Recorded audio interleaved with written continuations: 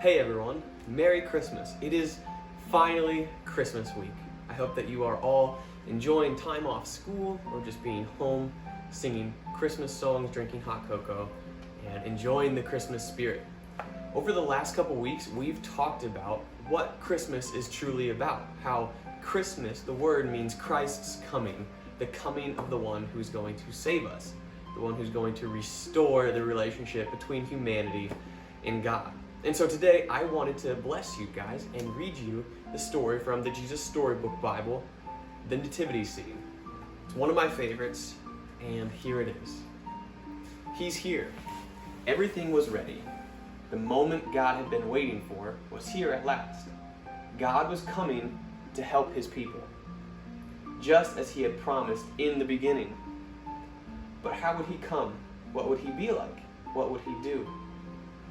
Mountains would have bowed down, seas would have roared, trees would have clapped their hands, but the earth held its breath.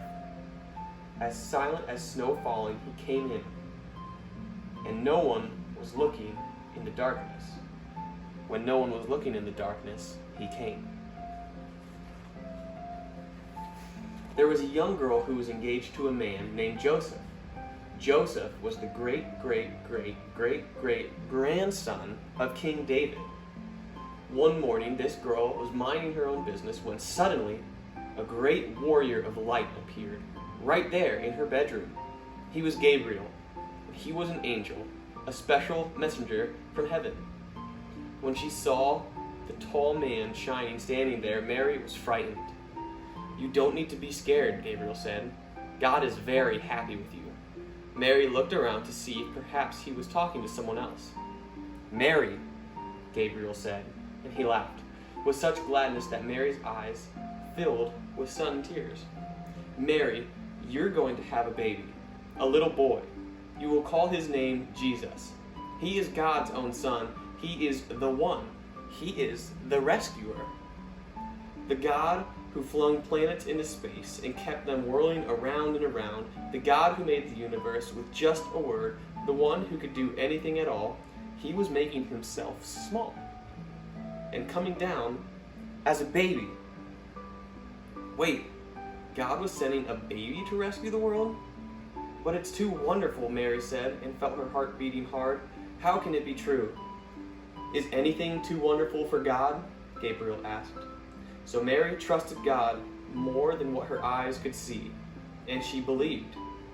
"I am God's servant," Mary said. "Whatever God says, I will do."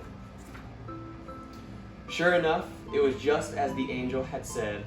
9 months later, Mary was almost ready to have her baby. Now Mary and Joseph had to take a trip to Bethlehem, the town of King David, and where King David was from. But when they reached the little town, they found every room was full.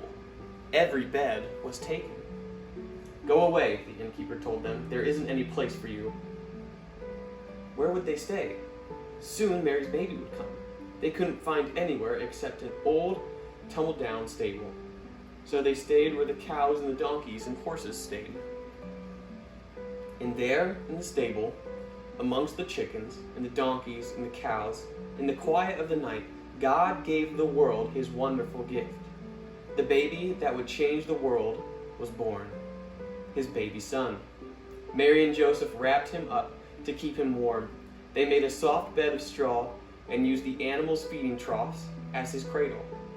And they gazed in wonder at God's great gift, wrapped in swaddling clothes and lying in a manger. Mary and Joseph named him Jesus, Emmanuel, which means God has come to live with us, because, of course, he had.